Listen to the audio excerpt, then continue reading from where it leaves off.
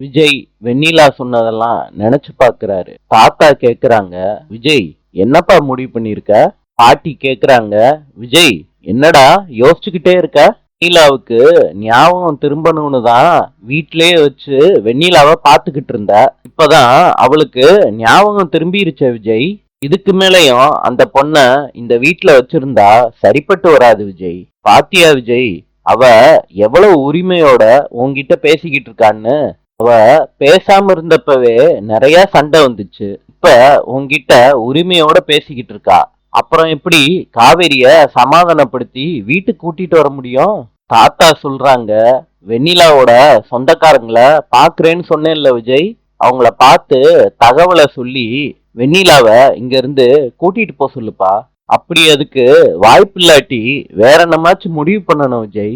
இந்த வெண்ணிலா பொண்ணுக்கு விஷயத்த புரிய வச்சு இங்க இருந்து அனுப்புனாதான் உன் வாழ்க்கைய நீ வாழ முடியும் விஜய். தாத்தா ஏன் இந்த மாதிரி பேசுறேன்னு வருத்தப்படாத விஜய். நீ தாமதிக்கிற ஒவ்வொரு நிமிஷமும் உனக்கு சிக்கல் கூடிக்கிட்டே இருக்கும் விஜய். தாத்தா எனக்கு நல்லாவே புரியுது. முதல்ல எனக்கு மேரேஜ் ஆன விஷயத்த நான் வெண்ணிலா கிட்ட சொல்லி ஆகணும். ஆனா அதை எப்படி சொல்றதுன்னு தான் யோசிச்சுக்கிட்டு இருக்கேன். வெண்ணிலா இப்பதான் கியூர் ஆயிருக்கா, அதனாலதான் யோசனையா இருக்கு தாத்தா.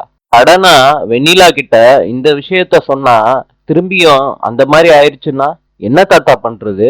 இதை எல்லாத்தையும் ராகினி கேட்டுக்கிட்டு இருக்காங்க தூரமா நின்னு. தாத்தா சொல்றாங்க, வேணும்னா விஜய் 2-3 நாள் எக்ஸ்ட்ராவா எடுத்துக்க. அந்த பொண்ணு எப்படி பேசுறான்னு நாங்களும் கவனிக்கிறோம். இல்லாட்டி விஜய் நாங்க கூட பேசி பாக்குறோம் வெண்ணிலா கிட்ட.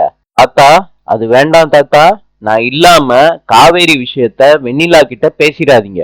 தாத்தா சொல்றாங்க, விஜய் நான் தான் சொல்றேன்லப்பா, சூழ்நிலைய பார்த்து பேசுறோம்ப்பா, நீ கவலைப்படாத. தாத்தா காவேரி வேற போன் பண்ணியிருந்தா, நான் கால் அட்டன் பண்றப்பதான் வெண்ணிலா என்கிட்ட பேசினா. தாத்தா வெண்ணிலா பேசினத காவேரி கேட்டிருப்பாளோன்னு எனக்கு ரொம்ப டவுட்டா இருக்கு. விஜய் அந்த பொண்ணு என்னென்னமோ பேசினாடா, காவேரி எப்படி எடுத்திருப்பான்னு எனக்கு சுத்தமா தெரியலையேப்பா. தாத்தா காவேரி தப்பா எடுத்துக்க மாட்டா, ஆனா உள்ள கஷ்டப்பட்டுக்கிட்டு இருப்பா. நான் திரும்ப கால் பண்ணேன், காவேரி எடுக்கல. தாத்தா காவேரி கிட்ட எப்படியாவது பேசி புரிய வச்சிருவேன். காவேரி பிரச்சனை பண்ணவே மாட்டா. இப்ப வெண்ணிலா கிட்ட எப்படி பேசி புரிய வைக்கிறதுன்னு தான் எனக்கு ரொம்ப குழப்பமா இருக்கு தாத்தா.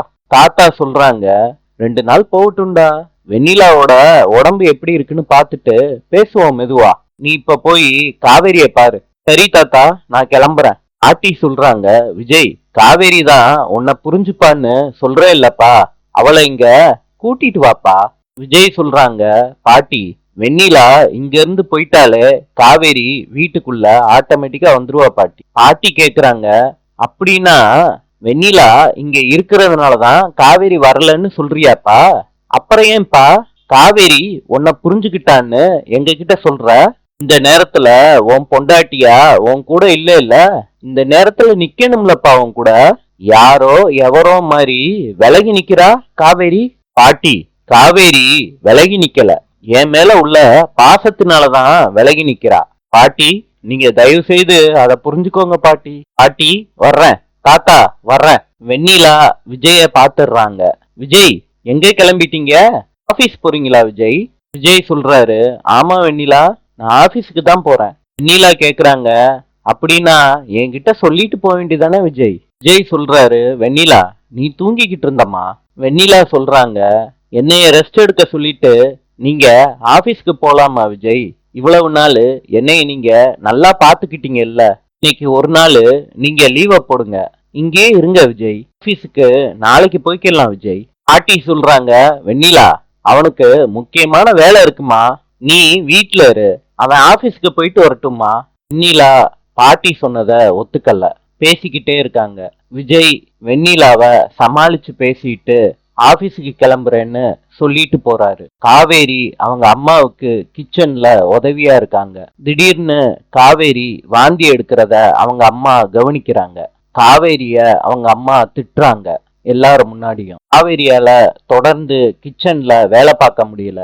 சாரதா சொல்றாங்க, நான் போய் கஞ்சி எடுத்துட்டு வரேன், பெட்ரூம்ல போய் படுன்னு சொல்றாங்க காவேரிய. காவேரி மனசுக்குள்ள பேசிக்கிறாங்க, என்னால இந்த விஷயத்த யாருக்கிட்டையும் சொல்லவே முடியல. விஜய், உங்க குட்டி பையன் என்னைய ரொம்ப டிஸ்டர்ப் பண்றான். அதிக நேரம் அவங்களுக்குள்ளேயே பேசிக்கிறாங்க. கொஞ்ச நேரம் காவேரி ரெஸ்ட் எடுத்துட்டு அவங்க பாட்டிக்கு ஹெல்ப் பண்றாங்க. விஜய் வெளியே நின்னு பாத்துக்கிட்டே இருக்காங்க காவேரி எப்ப வருவாங்கன்னு. விஜய் மாமி கிட்ட பேசி கன்வின்ஸ் பண்ண ட்ரை பண்றாங்க.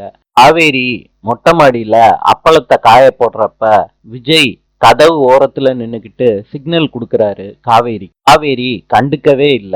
காவேரிக்கு விஜய் ஃபோன் பண்றாரு. காவேரி அந்த நம்பரை பார்த்துட்டு அதிர்ச்சியாறாங்க.